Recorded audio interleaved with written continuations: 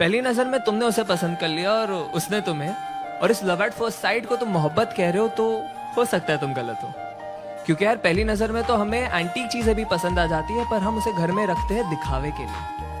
बस क्योंकि देर रात तक तुम दोनों ढेर सारी बातें करते हो और इसे तुम मोहब्बत समझते हो, तो हो सकता है तुम गलत हो। क्योंकि यार अकेलेपन के मारे तो दो अनजान मुसाफिर भी एक दूसरे से बात कर ही लेते हैं।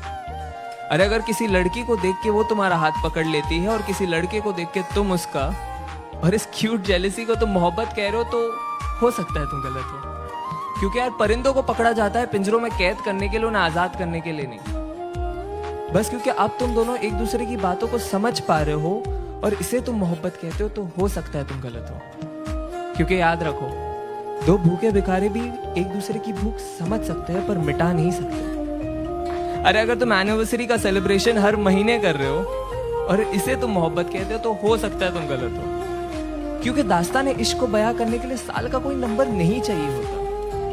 अरे बस क्योंकि तुम उसके इंस्टा स्टोरीज का और वो तुम्हारे स्नैप स्टोरीज का हिस्सा बन चुकी है और इसे तुम मोहब्बत कह रहे हो, तो हो सकता है तुम गलत हो।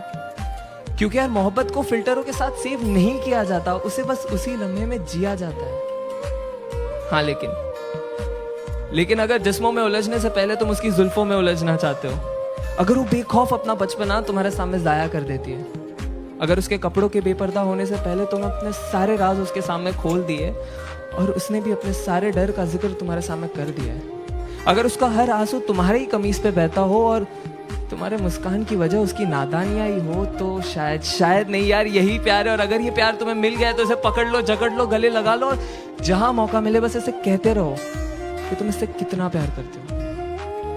क्योंकि ऐसी मोहब्बत से मुलाकात होने में जिंदगी का एक काफी लंबा अरसा बीत जाता है।